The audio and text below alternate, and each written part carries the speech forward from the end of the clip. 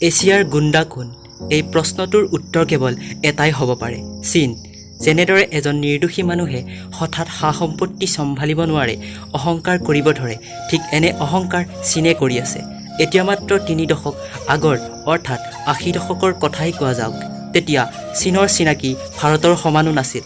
পিছত হঠাৎ পোৱা অৰ্থনৈতিক উন্নতিয়ে চীনক বিশ্বৰ শিখৰত আনি দিলে, বিশ্বশক্তি আমেৰিকাৰ সমান কৰাই দিছিল। কিন্তু এই প্ৰাপ্তিক বিনম্ৰতাৰে ব্যৱহাৰ কৰাৰ বাহিৰে চীনে কি কৰিলে? কৰিলে মাথো যুদ্ধৰ প্ৰস্তুতি, ইয়াত কব্জা তাত কব্জা তথা পাকিস্তানী সন্ত্ৰাসবাদীক ভাৰতৰ কূটনৈতিক কামত লিপ্ত কৰা। ইয়াৰ কাৰণে চীনক গুণ্ডা নকৈ আৰু কি কোৱা যাব? বন্ধুসকল, আপোনালোকে চাই আছে নেচাৰ ফেক্টছ। যদি এতিয়ালৈ আপোনালোকে মোৰ চেনেলটো ছাবস্ক্ৰাইব কৰা নাই, তেনেহ'লে ছাবস্ক্ৰাইব কৰিব আৰু কাষতে থকা বেল আইকনটো ক্লিক কৰিব। এতিয়া ভাৰতৰ লাডাখত হোৱা চীনৰ উপদ্ৰৱৰ বাহিৰে আমেৰিকাই কিমান ডাঙৰ লুকাই থোৱা কথা মোকলাই দিছে। চীনৰ বিৰুদ্ধে চীনে দক্ষিণ চীন সাগৰত কি গুপ্ত পৰিকল্পনাত নিয়োজিত হৈ আছে। চীনে অহংকাৰ লিপ্ত হৈ আমেৰিকাৰ বিৰুদ্ধে ভয়ানক তৈয়াৰী কৰি আছে। মাটিৰ তলত বনাইছে সুৰংগ আৰু তাত ৰাখিছে চীনা পাণ্ডুপ্য, চীনাৰ ছাবমাৰিন আৰু চীনা যুদ্ধৰ জাহাজ। অৰ্থাৎ দক্ষিণ চীন সাগৰ য'ত চীনৰ মাটিৰ নাই, তাত চীনে নিজৰ আধিপত্য স্থাপন কৰিব বিচাৰে, নিজৰ কব্জাত আনিব বিচাৰে। আচলতে ইমান অধিক লোভীয়া আৰু ইমান বেছি ইনচিকিউৰ কিয় চীন? চাওক এই সম্পূৰ্ণ ৰিপৰ্ট আৰু সম্পূৰ্ণ খোলাচা। দক্ষিণ চীন সাগৰ আমেৰিকা আৰু চীন সন্মুখাসন্মুখী হৈ আছে। আমেৰিকাৰ ৰক্ষামন্ত্ৰীয়ে জনাইছে যে চীনৰ সেনাই দক্ষিণ চীন সাগৰত আক্ৰমক ব্যৱহাৰ কৰি আছে। এই সকলোবোৰৰ মাজত এতিয়া সন্মুখলৈ আহিছে যে চীনে নিজৰ আক্ৰমক পাণ্ডুপ্য, চীনা ছাবমাৰিন আৰু যুদ্ধজাহাজসমূহ সুৰংগৰ, এনেকুৱা সুৰংগ যাৰ নাম তেওঁলোকে দিছে চাইনা নেভেল বেছ হিডেন আণ্ডাৰগ্ৰাউণ্ড টানেলছ, ইয়াৰ তলত ৰাখিছে। আহকচোন জানো চীনৰ এই ভয়াৱহ তৈয়াৰীৰ কি লক্ষ্য।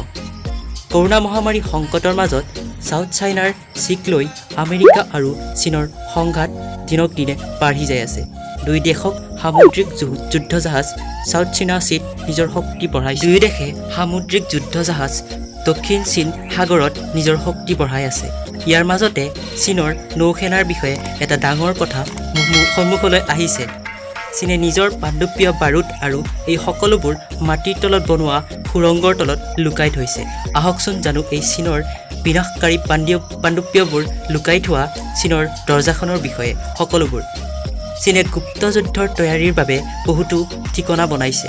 এখন পত্ৰত উল্লেখ পোৱা অনুসৰি চীনে নিজৰ 9000 মাইল পৰ্যন্ত এলেকাত বহুতো নৌসেনাৰ ঘাটি বনাই থৈছে। আচলতে চীনে এইবোৰ যুদ্ধৰ তৈয়াৰী কৰি আছে। যদি হঠাৎ আমেৰিকাই সিহঁতৰ ওপৰত আক্ৰমণ কৰি কোনো ঠিকনা ধ্বংস কৰি দিয়ে, তেতিয়া হঠাৎ আক্ৰমণ কৰিব পাৰে। এইবাবে চীনৰ কিছু নৌসেনাৰ ঘাটিত বিশাল ভূমিত সুৰংগ বনাইছে আৰু এই সুৰংগৰ ভিতৰত থাকে বিশাল যুদ্ধপোত চাইনিজ ছাবমাৰিন। চীনৰ এই বিশাল সুৰংগত ডাঙৰ ডাঙৰ পৃথিৱী ধ্বংস কৰি দিব পৰা পাণ্ডুপ্যবোৰ সহজে লুকাই ৰাখিব পাৰি। বিশেষজ্ঞৰ মতে বিধ্বংসী বোম, ক্ৰছ মিছাইলৰ এই সময়ত এই সুৰংগৰ কম মহত্ব আছে, কিন্তু এই সুৰংগই যুদ্ধজাহাজ আৰু আকাশী আক্ৰমণৰ পৰা সকলোতকৈ ডাঙৰ পৰিদৰ্শনকাৰী উপগ্ৰহৰ পৰা বচায়। এয়াই নহয়, এই সুৰংগত যদি সিহঁতৰ ওপৰত পৰমাণু আক্ৰমণ নহয়, তেতিয়া এই পত্ৰখনত উল্লেখ কৰা মতে চীনৰ সুৰংগ দুটা বিশেষ। ইয়াৰ ইয়ংজং নভেল বেছত বনোৱা এই বেছত বেলিষ্টিক মিছাইলৰ পৰা ছাবমাৰিন পোৱা গৈছে। ইয়াৰ দ্বিতীয় ঘাটি ইউলিং নৌসেনাৰ ঘাটিত পৰমাণু উচ্চাৰে চলা পাণ্ডুপ্য আৰু এয়াৰক্ৰাফ্ট কেৰিয়াৰৰ বাবে বনাইছে। ইউলিং ঘাটিৰ পৰা ইয়াই ভয়ানক যুদ্ধ বিমান, ছাবমাৰিন আদি দক্ষিণ চীন সাগৰলৈ সহজে আৰু তীব্ৰ গতিত নিব পাৰে। দীঘলীয়া সময়লৈ যুদ্ধ কৰিব পাৰে চীনৰ পাণ্ডুপ্যই। চীনৰ সুৰংগ বনোৱা যুদ্ধনীতি আমেৰিকাৰ নৌসেনাতকৈ বেলেগ। এই সুৰংগই চীনা সেনাৰ ছাবমাৰিন আৰু ৱাৰশ্বিপ অপ্ৰত্যাশিত আক্ৰমণৰ পৰা ৰক্ষা কৰিব। ইয়াৰ দ্বাৰা চীনে পাণ্ডুপ্য ৰক্ষা কৰিব সম্ভাৱনাও আছে। চীনৰ এই ৰণনীতি এতিয়া ছুইডেনেও ফ'ল' কৰিব। ছুইডেনে এলান কৰিছে যে সিহঁতে মস্কো ছুপাৰ বেছ আকৌ খুলিব, যাক কোল্ড ৱাৰৰ সময়ত বন্ধ কৰি দিছিল। ইয়াৰ বাহিৰে পাকিস্তান, টাইৱান, ইৰাণ আৰু উত্তৰ কোৰিয়ায়ো নিজৰ অস্ত্ৰ সুৰক্ষাৰ কাৰণে সুৰংগ নিৰ্মাণ কৰিছে। সুৰংগৰ কথা সন্মুখলৈ অহাৰ লগে লগে ভাৰত আৰু আমেৰিকা চিন্তিত হৈ গৈছে। চীনে বহুত তীব্ৰ গতিত দক্ষিণ চীন সাগৰৰ বাহিৰে আন্দামান সাগৰতো নিজৰ খোজ পেলাইছে, যাক দেখি ভাৰতীয় নৌসেনায়ো সতৰ্ক হৈ আছে। বন্ধুসকল, আজিৰ এই ভিডিঅ'টো কেনেকুৱা লাগিল কমেণ্ট বক্সত জনাব। যদি ভাল লাগিল তেনেহ'লে লাইক কমেণ্ট কৰিব।